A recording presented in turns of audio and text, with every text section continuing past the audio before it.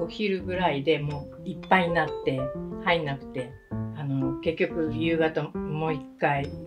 洗ってからもう一回入れる。でお鍋とかボウルとかああいうのは全然入らないんで、食洗機使ってるんですけど、やっぱり洗ったりしなくちゃダメで、それを行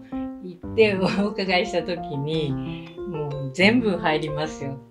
お聞きして、なかなか入れるのにちょっと慣れないと入れにくい。だから娘たち帰ってきてやろうかって言っても、どういうふうに入れたらいいのとかってしばらく慣れないとなかなか大変だったんで、これはもうどんどんこう入れていけるしすっごい楽になります。音とかどんなです？本当に回ってるかどうか、回ってんのかなみたいな確認するぐらい静かです。前はやっぱりね、かなりの音がしてたんで、だから隣で娘たち寝てますけど、全然気にならないですし。大皿とかもプレートの皿とか果物の皿とか何でも入れます。あれ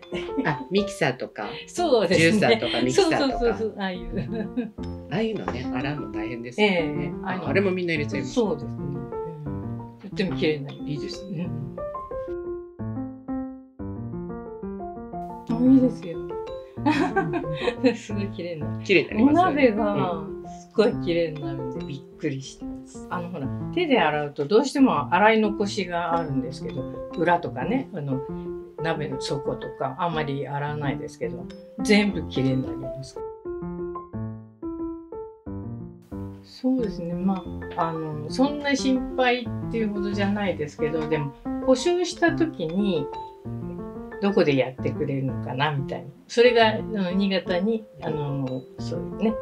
ところがうちでね、やらせていただくようになった、そういうことをお聞きしたんで、安心して。ご主人からは何かアドバイスありました？そのボッシュに対して。そうですね、ボッシュってすごい会社だっていうのは聞きました。